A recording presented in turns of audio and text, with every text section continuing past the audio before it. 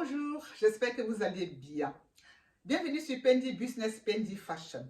La dernière fois, je vous avais parlé des visas et on a parlé plutôt de généralités. Je vous ai parlé de la Suisse, comment ça se passe et tout ça.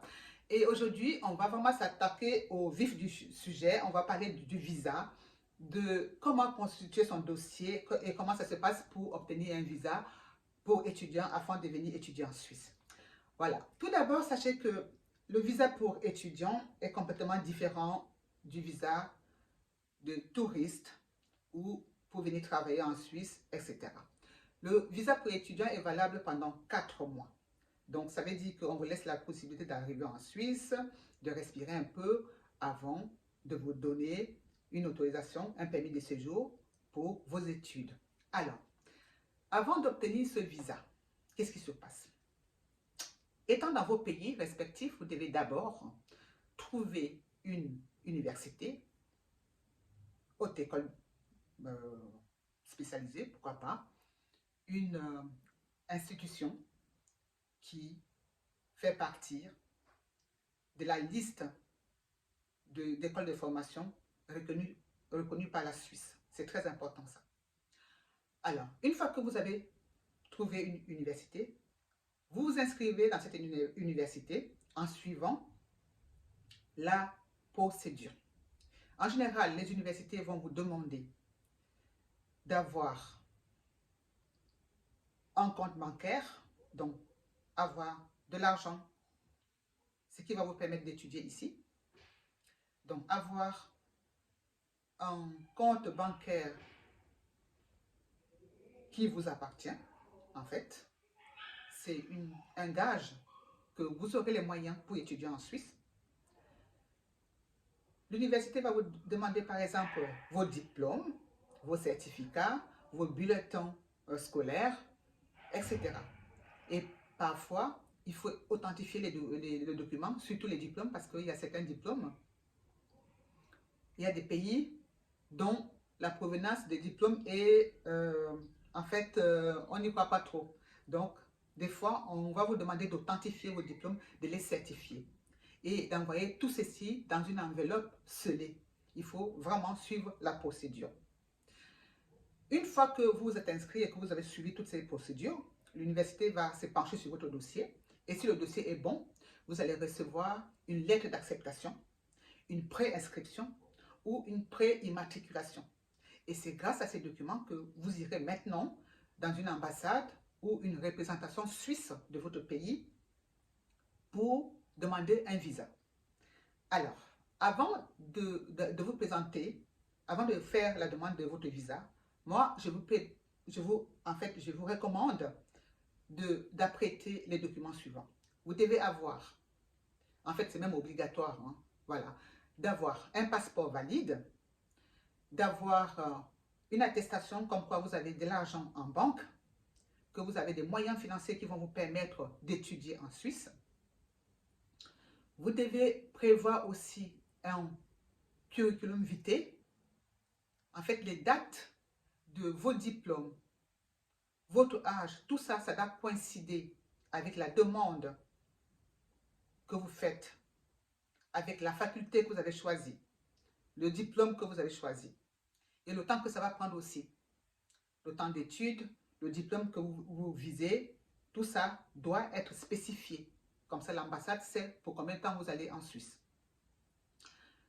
On va également vous demander de prendre des renseignements déjà en Suisse par rapport au canton où vous allez habiter, à l'endroit où vous allez habiter. Vous devez avoir toutes ces informations-là. C'est important. Donc, vous voyez qu'il y a beaucoup de documents à fournir. Et d'ailleurs, je ne vais pas tous les énumérer ici. Je vais mettre toutes les informations sous la barre de notification et je vous demande de prendre le temps d'aller lire toutes les informations. Il y aura beaucoup plus d'informations là-bas que ce que j'ai dit habituellement. Voilà. Alors, une fois que vous avez fourni tous ces documents, l'ambassade va se pencher sur votre demande et ensuite, elle va soit décliner la réponse, soit vous donner une réponse positive par rapport à vos études en Suisse. Et une fois que vous avez obtenu le visa, vous pouvez donc voyager pour la Suisse. Évidemment que j'ai oublié de vous dire, vous devez aussi présenter un billet d'avion aller qui prouve que vous avez des moyens pour faire ce voyage-là. C'est très important également. Évidemment, ça c'est vraiment d'une évidence, voilà. Il n'y a même pas à dire quoi. Voilà. Alors, une fois que vous avez obtenu votre sésame, votre visa, vous pouvez voyager. Et une fois que vous arrivez en Suisse, vous avez 4 mois, vous avez du temps en fait pour aller vous présenter à la commune, au service de la population, afin que ce service de la population vous octroie votre permis de séjour, votre titre de séjour qui est en général un permis B. On appelle ça ici permis B, qui est renouvelable chaque année parce que si vous échouez, si vous avez commencé vos études et que vous ne passez pas le semestre, vous ne passez pas l'année, c'est compliqué. On risque de vous enlever votre permis de séjour et de vous dire de rentrer. C'est pour ça que chaque année, on renouvelle, on donne chaque année le permis de séjour afin de rappeler à l'étudiant qu'il est venu là pour étudier, pas pour autre chose. Voilà. Alors, en général d'ailleurs, la Suisse autorise un séjour maximum de 8 années d'études dans les universités et puis les hautes écoles ou les écoles d'ingénieurs, enfin, 8 années d'études, hein, on va dire ça, 8 années d'études parce que comme vous le savez, les études de médecine durent beaucoup plus longtemps que d'autres études. Donc du coup, c'est pour ça qu'ils se sont donné une marge, une fourchette entre 1 et 8 ans pour les études en Suisse. Au bout de vos études, en tout cas, en général, on vous demande de rentrer chez vous. Et je pense qu'on vous laisse peut-être une année pour que vous rentriez chez vous. Si vous avez la chance de trouver un travail et que voilà, vous avez la chance que l'entreprise vous fournisse un permis de séjour, c'est possible de rester, mais en général, on demande à ce que les gens rentrent chez eux parce qu'au départ, c'était le contrat. Le contrat, au départ, était que quand un étudiant arrive, il vient en Suisse, c'est pour faire des études et ensuite il va rentrer chez lui. Voilà. Alors, j'espère que j'ai été claire par rapport à la demande de visa et je donne, en fait, je vous encourage et je souhaite beaucoup de chance aux jeunes qui se lancent dans cette, c'est pas une aventure, hein, dans cet entrepreneuriat. Pour moi, c'est aller étudier à l'étranger, c'est entreprendre. C'est entreprendre et c'est une entreprise qui peut soit réussir, soit échouer, mais donnez-vous beaucoup de chance, donnez-vous de la motivation et ayez confiance en vous. Et en général, ça fonctionne. Voilà. Alors, une fois que j'ai dit ça, en ce qui concerne le visa pour étudiants, j'en ai fini avec. Lors de ma prochaine vidéo, je vais vous parler de visa pour venir travailler en Suisse. Il y a beaucoup de gens qui aimeraient venir travailler en Suisse. Les gens de la communauté européenne, donc de l'Union européenne, qui sont français, qui ont la nationalité, ont le droit de venir travailler en Suisse hein, sans souci.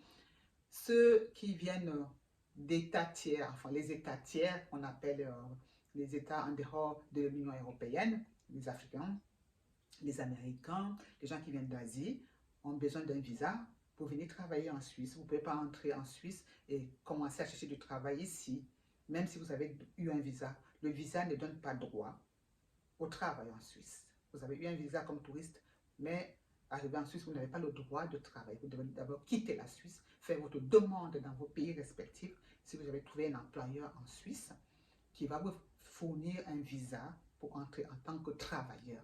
C'est comme ça que ça se fait, la procédure se fait ainsi. Donc, je vais commencer à vous expliquer ça dans mes prochaines vidéos. Donc, la prochaine fois, on s'attaque au visa pour venir travailler en Suisse. Alors, comme d'habitude, je vais vous demander de liker, de partager, de vous abonner et n'oubliez pas, une fois de plus, d'aller lire sous la barre de notifications toutes les informations que je mets. Je mets beaucoup d'informations qui vont vous enrichir, qui vont vous faire comprendre mieux les choses. Et on s'est dit à très très bientôt. Bye bye.